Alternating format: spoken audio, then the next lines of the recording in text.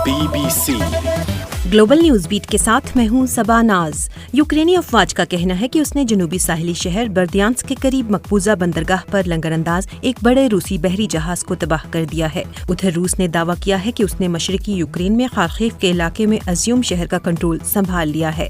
ICC women cricket world cup में आज Christ church में खेला गया मैच इंग्लैंड ने 9 विकेटों से जीत लिया है। पाकिस्तान ने पहले बैटिंग की और 105 रन बनाए। इंग्लैंड ने मतलूबा हदफ 20वें ओवर में एक ही विकेट के नुकसान पर पूरा कर लिया।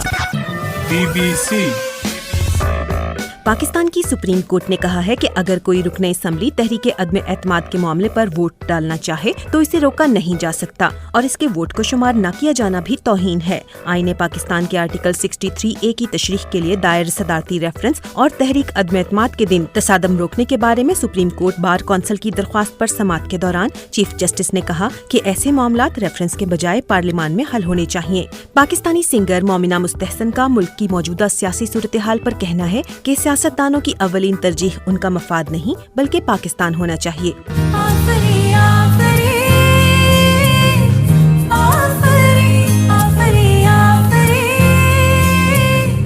उन्होंने सियासी जमातों से दरख्वास्त की है कि वो एक दूसरे पर इल्जाम तराशी के बजाय इत्तेहाद और नज़्म ज़ब्त को फौकियत दें। मोमिना का ये बयान ऐसे वक्त में सामने आया है जब अपोजिशन ने जलसे का ऐलान किया है और पीपल्स पार्टी ने स्पीकर का बंदोबस्त करने का बयान दिया है। BBC ऑस्कर एकेडमी अवार्ड्स में मुतअद्दिद मेन स्ट्रीम फिल्म्स को नॉमिनेशन न मिल सकी। यही वजह है इन अवार्ड्स को फैन फेवरेट कहा जा रहा है। इस साल की तकरीब के प्रोड्यूसर विल पेकर का कहना है कि जीत का फैसला सोशल मीडिया और एकेडमी की वेबसाइट पर फैंस के वोटों पर होगा। आप ऑस्कर अवार्ड्स में किस फिल्म को वोट देना चाहेंगे? हमें बताइए BBC उर्दू के फेसबुक पेज पर। अमेरिकन साबका superstore Toys R US की इमारत को दोबारा खोल दिया गया है, जहां यूक्रेन जंग में जरूरतमंदों को देने के लिए अतियात इकट्ठे किए जा रहे हैं। पॉलिश सोशल क्लब के वॉलंटियर्स ने ये प्रोजेक्ट इसलिए शुरू किया ताकि खुराक, खिलौने, कपड़े, इंस्टेंट फूड, अद्वियात और तमाम जरूरी अशिया पर मुश्तमिल एड बम्बार्डेड एरियाज तक पहुंच सके।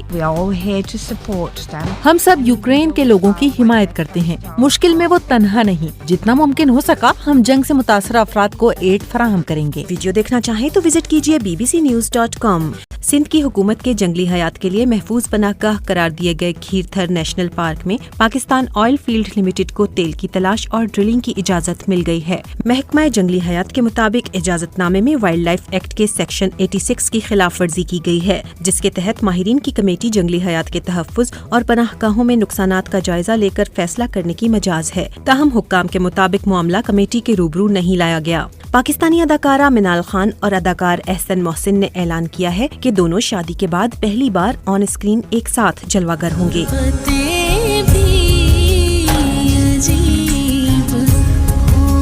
दोनों ने इंस्टाग्राम पर यह खबर देते हुए बताया है कि मिनाल और एहसन एक साथ उर्दू फ्लिक्स की एक सीरीज में काम करने पर एक्साइटेड हैं, जिसकी शूटिंग इंटरनेशनल लेवल पर होगी। शादी से पहले भी यह कपल 2017 में ड्रामा सीरियल परछाई में काम कर चुका है।